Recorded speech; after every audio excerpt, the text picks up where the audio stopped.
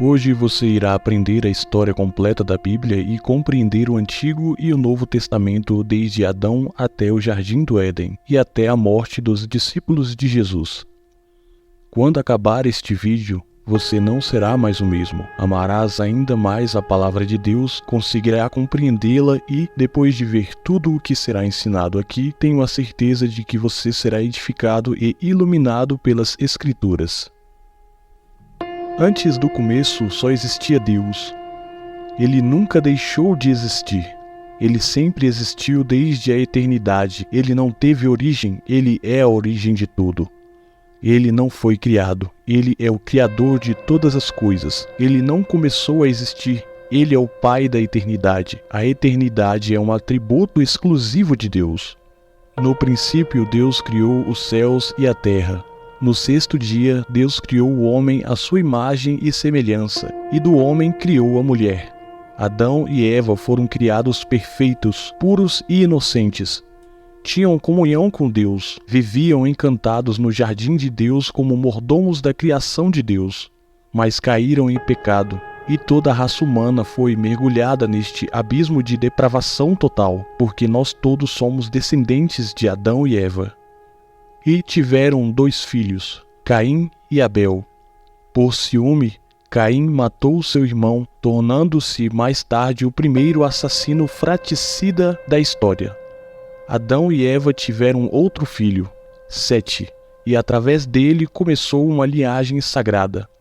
Surgiu uma linhagem santa que se voltou para Deus, mas não demorou muito para que a terra se enchesse de maldade e violência. Decidiu então Deus eliminar da face da terra o homem que tinha criado, mas havia um homem justo, Noé, pelo que Deus derramou o juízo através do dilúvio, salvando Noé, a sua mulher e os seus 3 filhos, Sem, Cã e Jafé, com as suas respectivas mulheres, numa arca que tinham construído por ordem de Deus. Deus, através dos filhos de Noé, reiniciou a origem de vários povos. Sem tornou-se o pai das nações semíticas, Cã tornou-se o progenitor das nações africanas e nações asiáticas, e Jafé tornou-se o tronco das nações europeias. Mais tarde, Deus escolheu uma família para formar o povo que seria o instrumento para trazer o Messias prometido ao mundo. Ele chamou então Abrão de Ur dos Caldeus. Abrão deixou a sua terra e a sua parentela e tornou-se um peregrino de fé, erguendo altares a Deus onde quer que fosse.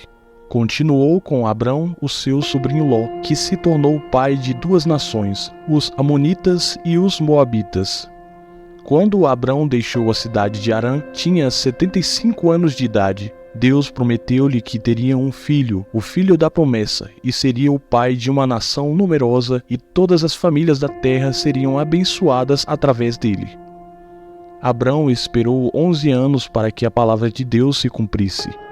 Então Sarai, sua mulher, deixou de acreditar na promessa de Deus e deu a sua serva Agar a Abrão para coabitar com ela. E desta relação nasceu Ismael, que se tornou o pai de uma numerosa nação, o povo árabe, inimigos históricos do povo de Israel. Quando Abrão tinha 99 anos, Deus apareceu-lhe e ordenou-lhe que saísse da sua tenda e contasse as estrelas do céu. Depois disse-lhe que os seus descendentes seriam tão numerosos como as estrelas do céu e a areia do mar. Mas Deus também revelou que os seus descendentes seriam escravizados durante um período de 43 anos. Deus mudou o nome de Abrão, que significa grande pai, para Abraão, que significa pai de multidão, quando o filho da promessa ainda não tinha nascido. Abraão tinha 100 anos e sua mulher Sara tinha 90 anos quando Isaque nasceu. Isaque casou com Rebeca, que era estéril. Após 2 anos de casamento, Rebeca foi curada e tiveram 2 filhos gêmeos, Esaú e Jacó. Esaú tornou-se o pai dos Edomitas, e Jacó, que recebeu o nome de Israel na sua conversão, tornou-se o pai dos israelitas. Jacó tinha 12 filhos e uma filha. Através de José, o penúltimo filho, a família de Jacó mudou-se para o Egito, onde se estabeleceram na terra de Goá, uma terra fértil. Estas pessoas multiplicaram-se de forma espantosa após 4 anos no Egito. Aqui iniciou-se o tempo em que Israel foi escravizado pelo Egito, até que Deus levantou, no meio do seu povo sofrido, um homem chamado Moisés, para que acabasse com todo o sofrimento do povo e os guiasse até a terra prometida. Mais uma vez irei enfatizar aqui que não irei trazer em detalhes cada história contada aqui. Este é um resumo sobre a Bíblia de Adão até a morte dos discípulos. Sugiro que após esse vídeo você navegue pelo canal e assista cada vídeo sobre cada história com mais detalhe. Então, após as pragas, o rei faraó Ramsés II liberou a saída do povo de Israel do Egito e partiram sob direção de Moisés. Cerca de 2 milhões de pessoas a viajar pelo deserto em direção à terra prometida. O povo de Israel acabou demorando 40 anos para chegar na terra prometida, devido à sua própria incredulidade. Alguns espiões foram enviados para explorar a terra prometida. Um deles voltou com um relatório pessimista, e aconteceu que o povo se incitou e se amontoou contra Deus por falta de fé no Senhor, ao temerem ter de enfrentar aquele povo que ali habitava. Então Deus castigou-os severamente, condenando todo aquele povo a perecer no deserto por 40 anos. Permitindo apenas a Josué e Caleb, espiões fiéis, que pudessem entrar na terra prometida, enquanto o resto do povo de Israel continuou a vagar pelo deserto. E o povo de Israel continuou a andar em círculos no deserto durante 40 anos. O deserto acabou se tornando o seu novo mundo, o maior cemitério do mundo, onde pereceu toda a geração que saiu do Egito, exceto os 2 homens que se atreveram a confiar em Deus. Depois de 40 anos de angústia no deserto, tiveram ainda mais 7 anos para efetuar a conquista da terra prometida, sob a liderança de Josué. Mas ainda havia muita terra para conquistar. Josué, o servo de Moisés, introduziu o povo na terra prometida através de um chamado de Deus extraordinário. Após a morte de Josué, uma longa fase de 33 anos de governo teocrático começou a ser chamada de período dos juízes. Foi uma época de grande instabilidade espiritual e de altos e baixos na vida de Israel. Durante o tempo dos juízes, o povo fazia o que queria devido à dureza de seus corações. O povo de Israel era oprimido por muitos inimigos. Neste tempo, Deus levantou líderes de grande estatura como Gideão, Jefá, Sansão e Samuel. Depois deste longo período, uma nova fase veio, a monarquia. O povo de Israel, olhando para as nações vizinhas, pediu um rei e o povo não queria que fosse Deus a governá-los. Samuel, o último juiz, ungiu então Saul como rei de Israel. Saul governou durante 40 anos. Começou bem e acabou mal. Abriu as cortinas do seu reinado com humildade, mas depois sucumbiu à crueldade do orgulho e, por fim, à rebelião e apostasia. Depois dele, Davi reinou no seu lugar também durante 40 anos, transferindo a capital de Israel de Hebrom para Jerusalém, e o seu reinado foi bem sucedido. Davi fortaleceu o seu reino e tornou-se o rei mais proeminente de Israel, acumulando riquezas e conquistando terras, derrotando os exércitos e andando com Deus, sendo um homem segundo o coração de Deus, apesar de pecar gravemente contra Deus, sua família e o seu povo. Arrependeu-se e foi perdoado por Deus. E da sua linhagem é que viria o Messias. Depois da sua morte, o seu filho Salomão reinou no seu lugar durante 40 anos. Pediu Salomão a Deus sabedoria, e Deus lhe deu sabedoria e riquezas. Tornou-se um homem de renome e no seu tempo construiu o templo em Jerusalém e gozou de paz em seu reinado. Mas devido às suas muitas mulheres, o seu coração se corrompeu na velhice. Salomão voltou-se para Deus e arrependeu-se do seu pecado. Saul caiu nas armadilhas da feitiçaria. Davi caiu na armadilha do adultério e Salomão nas garras da idolatria. Deus concedeu ao povo o desejo de ter reis, mas o povo teve de sofrer as consequências destas escolhas insensatas.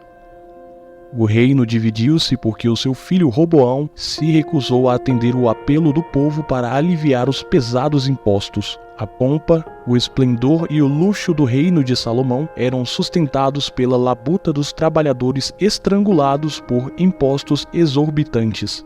Aproveitaram a transição de poder para exigir mudanças. Como não foram bem-sucedidos, não conseguiram alinhar com o novo rei, e uma das 12 tribos conspiraram-se contra Roboão e seguiram um novo líder, Jeroboão, que dirigiu formando o Reino do Norte com a sua capital a se tornar a Samaria. O Reino do Norte durou 29 anos. Esse reino teve 19 reis de 8 dinastias diferentes. Nenhum desses reis era justo. Todos se afastaram diante de Deus e seguiram os caminhos de Jeroboão.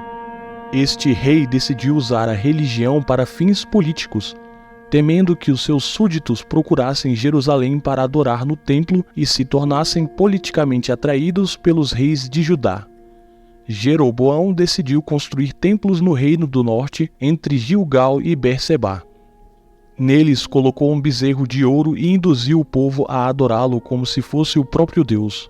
Todos os 19 reis do Reino do Norte seguiram este caminho. Todos eram maus e perversos. Nenhum procurava a Deus naquele tempo. O Senhor levantou alguns profetas para denunciar o pecado dos reis da nação e suas conveniências. Os profetas, assim como os sacerdotes, eram subornados com dinheiro. Nesse tempo, Deus levantou os profetas Amós, Oséias e Miqueias, que enfrentaram corajosamente os desvios da nação do palácio para as cabanas dos templos rivais. Ao comércio das ruas, aos campos, eles denunciaram a corrupção política e levantaram as suas vozes contra a religião prostituta.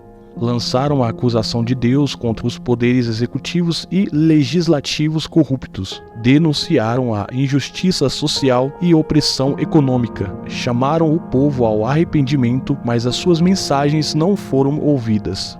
Durante o reinado de Acabe, através da sua mulher Jezabel, a crença perniciosa em Baal, o deus cananeu da prosperidade, espalhou-se por Israel. Nesse tempo, Deus suscitou o profeta Elias para desmascarar esta divindade pagã e minar a credibilidade do ídolo abominável.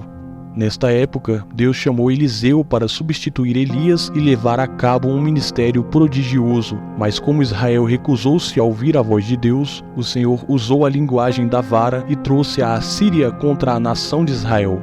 A Assíria foi a vara da ira de Deus contra Israel, e era um grande império guerreiro e sanguinário. Sempre que conquistava um povo, cometia atrocidades e barbaridades contra os conquistados, normalmente deixando corpos mutilados e empilhando cabeças nas portas das cidades conquistadas, submetendo as pessoas à mais amarga ignomia.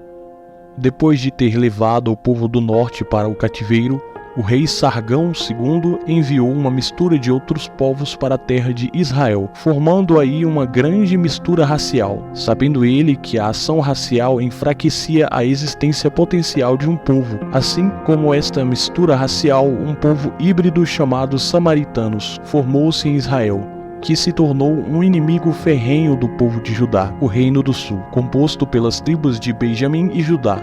Teve 20 reis, e alguns dos quais eram piedosos, como Isa, Josafá, Ezequias, Jotão, Uzias, Joás e Josias. Sempre que um rei piedoso subia ao trono, a nação prosperava e crescia economicamente, moral, social e espiritualmente no Reino do Sul. Para cumprir a profecia de que o Messias viria da casa de Davi, apenas uma dinastia governou. Deus levantou vários profetas para que pudessem falar em seu nome para Judá, como Isaías, Miqueias, Joel, Sofonias e Jeremias. Mas a nação também se corrompeu profundamente, não dando ouvidos à voz de Deus. Então Deus os disciplinou e enviou os babilônios, entregando-os nas mãos dos seus inimigos. O povo de Judá foi levado para o cativeiro babilônico. O Reino do Sul, chamado Judá, durou 345 anos.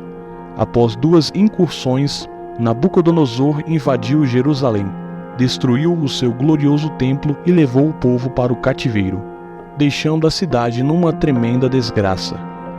O povo esteve em cativeiro durante 70 anos. Durante o período do cativeiro, Deus levantou os profetas Jeremias, Ezequiel e Daniel. Neste período, o povo foi purificado da idolatria e surgiram as sinagogas, após o tempo estabelecido por Deus, e o povo de Judá voltou a adorá-lo. Nessa altura, a Babilônia já tinha caído nas mãos do Império Medo-Persa Ciro, predito por Deus 20 anos antes de ele ter nascido. E libertou o povo judeu e abriu as portas para o seu regresso à terra de Canaã. O povo regressou em 3 grupos sob a direção de Zorobabel para a reconstrução do templo, sob a direção de Esdras para o ensino da lei e sob a direção da liderança de Neemias para a reconstrução das muralhas e a reestruturação política e espiritual. O povo, assim que regressou do cativeiro e começou a reconstrução do templo, começou a enfrentar problemas.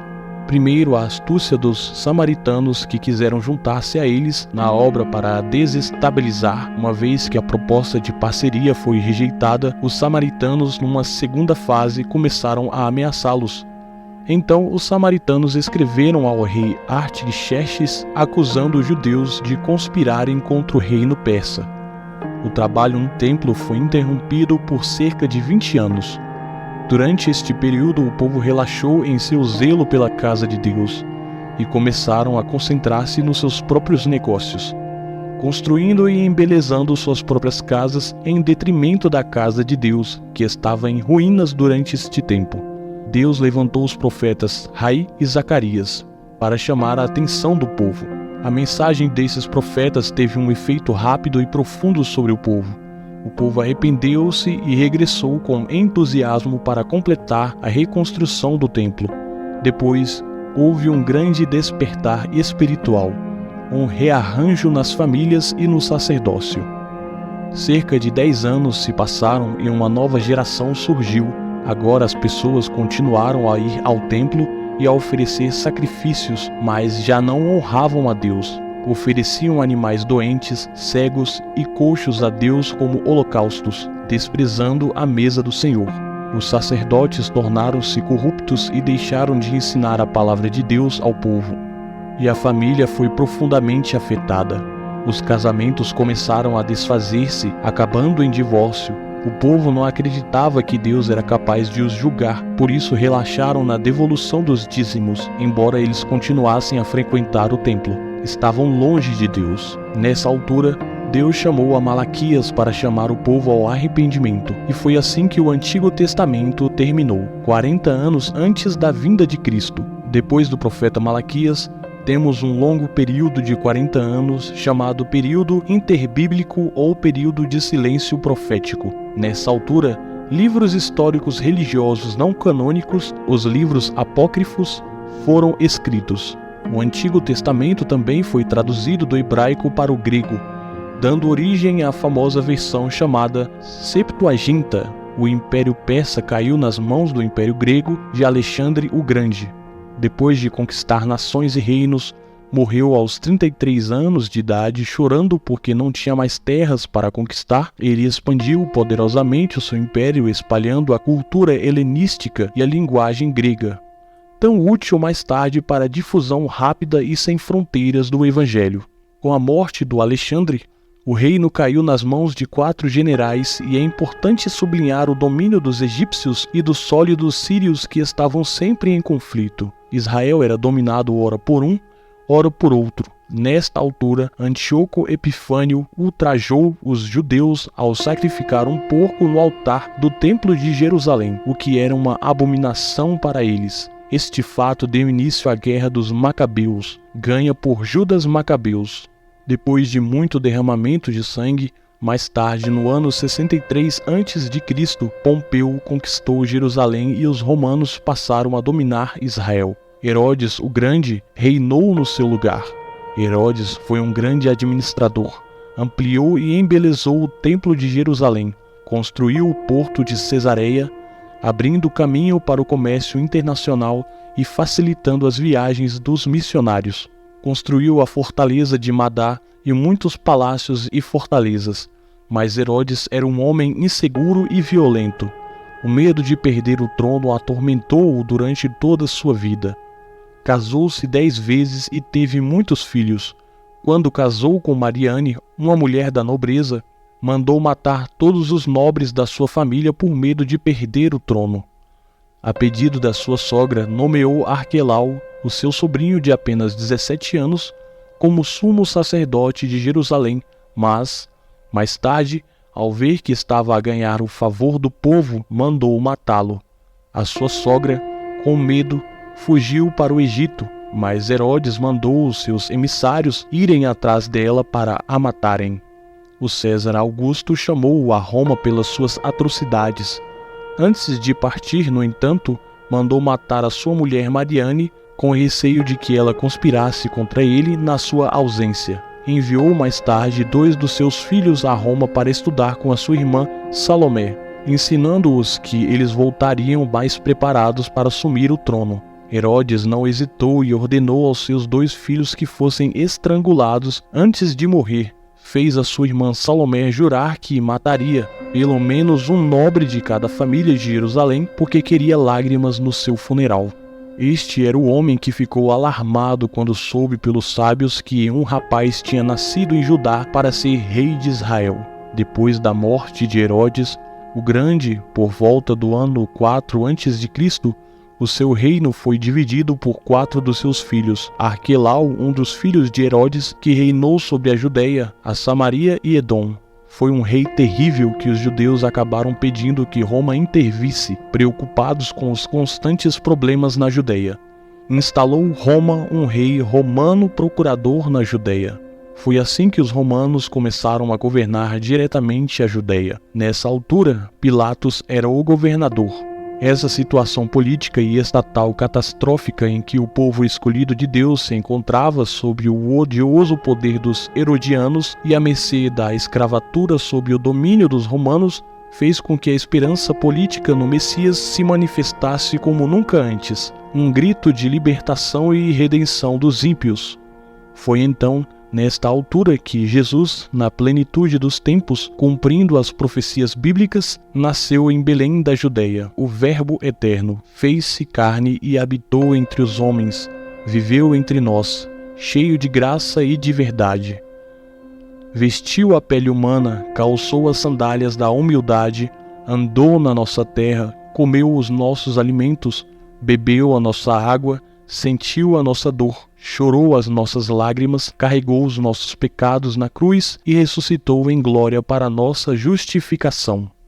Tanto helenística como romana, as culturas juntaram-se à contribuição judaica para a vinda do Messias ao mundo. Quando Jesus nasceu, a Palestina era sob o domínio de Roma.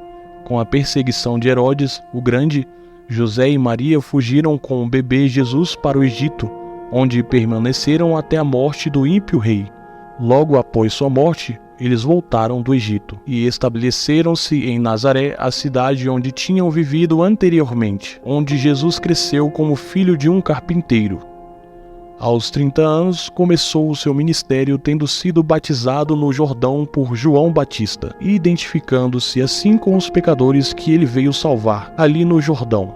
Enquanto Jesus orava, o céu se abria e o Pai disse: "Este é o meu Filho amado, em quem me comprazo." Nesse mesmo momento, o Espírito Santo desceu sobre ele sob a forma de uma pomba, dando-lhe poder para começar o seu ministério a partir do Jordão. Jesus foi conduzido ao deserto pelo Espírito Santo, onde jejuou durante 40 dias e 40 noites. Durante os quais foi tentado pelo demônio 3 vezes, tendo este atacado Jesus para o derrubar. Mas o Filho derrubou-o no deserto usando sempre a espada do Espírito e a palavra de Deus. O demônio derrubou o primeiro Adão no paraíso, mas foi derrotado pelo segundo no deserto.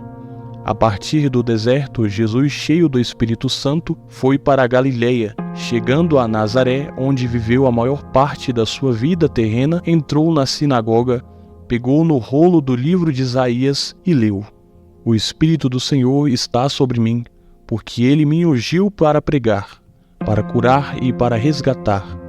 Jesus chamou 12 homens, a quem deu o nome de apóstolos, investindo a maior parte do seu tempo para os formar e discipular.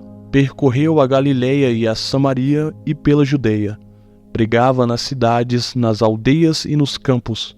Pregava nas sinagogas, em templos e pregava também ao ar livre, na praia e também em casa. Pregava a multidões e também a pequenos grupos. Jesus andou por todo lado a fazer o bem e a libertar todos os oprimidos pelo demônio. Curou os doentes, deu de comer aos famintos, deu vista aos cegos, endireitou os paralíticos, fez andar os coxos, deu ouvidos aos surdos, limpou os leprosos, libertou os possessos e ressuscitou os mortos. Estas foram as supremas revelações de Deus. Aos homens foi dado o nome de Emanuel, Deus conosco. Ele é o próprio Deus manifestado em carne. Jesus veio com uma missão definida. Ele nasceu para morrer, ele morreu para que nós pudéssemos viver. O apóstolo Paulo foi enfático quando disse que ele morreu pelos nossos pecados. Segundo as Escrituras, foi sepultado e ressuscitou ao terceiro dia. De acordo com as Escrituras, a sua morte não foi um acidente, nem a sua ressurreição uma surpresa. O diabo usou vários artifícios para o afastar da cruz, mas Jesus marchou em direção a ela como um rei caminha em direção à coroa na cruz. Jesus esmagou a cabeça da serpente e triunfou sobre os principados e potestades, expondo-os ao desprezo. Na cruz, Jesus completou a obra da redenção, libertou-nos de todos os pecados. A morte não o pôde deter. Ao terceiro dia, Jesus ressuscitou para nossa própria justificação. Antes de subir ao céu, deu instruções aos seus discípulos para permanecerem em Jerusalém aguardando a promessa do Pai até que fossem investidos de poder em Atos capítulo 1, versículo 8. Jesus fala sobre o poder dado pelo Espírito Santo e também da estratégia de ação e seguir para serem testemunhas tanto em Jerusalém e em toda a Judeia, Samaria e até os confins da terra. Depois do Pentecostes, a igreja explodiu em Jerusalém, com um crescimento espantoso. Multidões foram continuamente acrescentadas. O crescimento e a expansão da igreja de Jerusalém são registrados por Lucas até o capítulo 7 do livro de Atos, quando a igreja ainda estava limitada à Judeia. E houve a perseguição contra ela, e os crentes foram dispersos, levando a palavra para onde quer que fossem. Filipe chegou a Samaria, rompendo os muros da inimizade e pregando ali o evangelho com poder. O povo alegrava-se ao ouvir e ver as coisas que Deus fazia através de Filipe, o diácono pregador que falava e fazia, pregando aos ouvidos e aos olhos. Através da imposição das mãos dos apóstolos Pedro e João, os samaritanos também receberam o Espírito Santo. O evangelho espalhou-se para além das fronteiras de Israel, com a conversão do perseguidor da igreja, Saulo de Tarso, no caminho para Damasco. Mais tarde, uma igreja gentia, a igreja da Antioquia, da Síria, tornou-se a mãe de culto e de missões naturais. Depois disto, Barnabé e Saulo partiram para suas primeiras viagens missionárias nas regiões da Galácia, Icônio e Lisra. Paulo e Silas foram para as províncias da Macedônia e da Ásia, plantando igrejas em Filipos, Tessalônica, Bareia e Corinto. A partir da Antioquia da Síria, Paulo escreveu a carta aos Gálatas para os Coríntios e as duas cartas aos Tessalonicenses. Na terceira viagem missionária, Paulo visitou a província da Ásia Menor, permanecendo 3 anos ali. Em Éfeso, a capital da província de onde ele escreveu as duas cartas à igreja em Corinto. Nesta cidade cosmopolita, havia o templo da deusa Diana, um palácio de mármore 4 vezes maior que o Panteão em Atenas, uma das 7 maravilhas do mundo antigo. Nos anos que Paulo passou na Ásia Menor, igrejas foram plantadas por toda a província, como as de Pérgamo, Tota, Sardes, Filadélfia, Lísia, Colossos e em Hierápolis. Por causa da fome que assolou o mundo no tempo do imperador Cláudio, os judeus foram expulsos de Roma, como está registrado no livro dos Atos, capítulo 18, versículo 2. Paulo fez então uma grande coleta entre as igrejas gentias para levar aos pobres da Judeia, e, ao embarcar para Jerusalém, informou aos anciões de Éfeso que o esperava de cidade em cidade eram correntes e tribulações. mas não considerava a sua própria vida para cumprir o seu ministério de proclamar o Evangelho da graça de Deus. Antes de embarcar para Jerusalém, escreveu a sua mais robusta epístola, a Carta aos Romanos, onde partilhou o seu desejo de visitar a capital do Império e partilhar a palavra com a igreja que estava à sua viagem à Espanha. Apesar de ter trazido uma ajuda financeira significativa aos pobres de Judeia, Paulo foi preso em Jerusalém e de lá transferido para Cesareia, onde foi acusado durante 2 anos pelos judeus sob a égide dos governadores Félix e Festo, diante da tendência de Festo de entregá-lo ao Sinédrio, que planejavam a sua morte. Paulo, usando os privilégios da sua cidadania romana, escolheu ser julgado em Roma durante a viagem para a capital do Império. Ele enfrentou um terrível naufrágio. O barco afundou-se completamente, mas todos os passageiros e a tripulação foram milagrosamente salvos, pois Deus prometeu a Paulo. Na ilha de Malta, onde chegaram, uma víbora mordeu a cabeça de Paulo, mas Deus neutralizou o veneno letal da serpente e até usou o seu servo para curar todos os doentes da ilha. E os malteses mandaram Paulo para Roma com tudo o que precisava, onde permaneceu preso durante 2 anos numa casa alugada. De lá, Paulo evangelizou a guarda pretoriana e encorajou os crentes a trabalhar e escreveu cartas aos Efésios, aos Filipenses, aos Colossenses e a Filimão.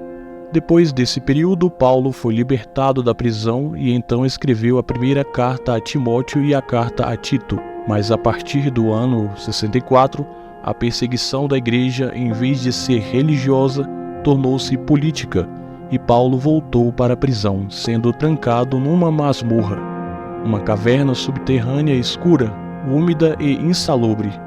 No dia 17 de julho do ano de 64, a cidade de Roma, com mais de 1 milhão de pessoas, foi queimada. Nero, o imperador, vestido como um ator, subiu ao topo da torre das muralhas, de onde observou o espetáculo espantoso das chamas que devoraram a cidade. Foram 7 noites e 7 dias de fogo. Quando as chamas se apagaram, 7% da cidade foi destruída.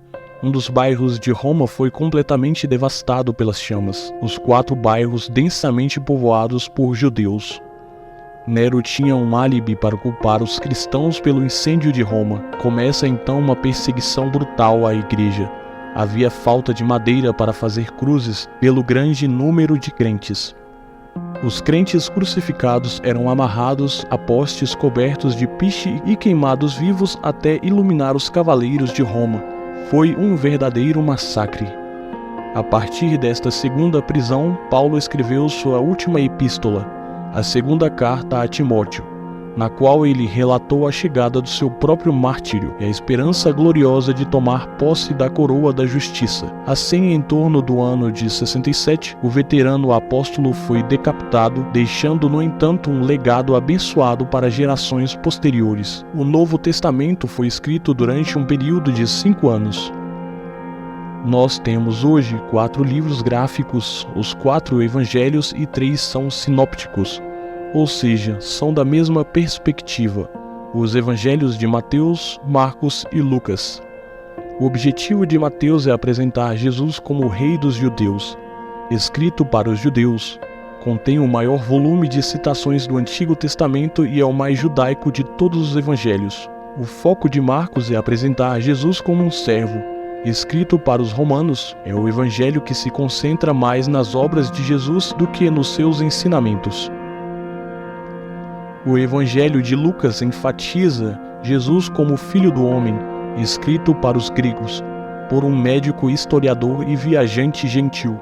Seu objetivo é apresentar o retrato de Jesus como um homem perfeito. Por isso, Lucas é o evangelista que mais fala da vida de oração de Jesus e do seu ministério levado a cabo na igreja. Poder do Espírito Santo, João, escrito no final do 1º século para refutar o gnosticismo, uma heresia perversa que negava a divindade de Cristo, tem um nome diferente, abordagem diferente das outras.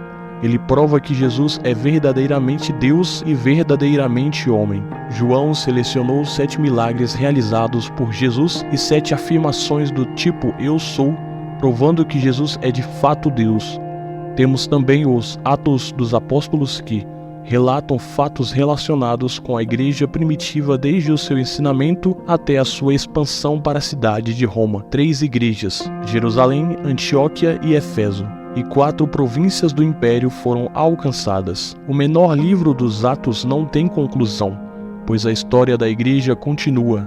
Nós somos herdeiros e continuadores da igreja que nasceu no Pentecostes. Temos também as cartas do apóstolo Paulo às igrejas de Roma, Galácia, Éfeso, Filipos, Colossos e Tessalônica, bem como as suas cartas pessoais a Timóteo, Tito e Filemão. Além disso, temos uma carta enviada aos judeus que, devido à perseguição, estavam a ser tentados a voltar atrás na fé, que é a carta aos Hebreus, de um autor desconhecido.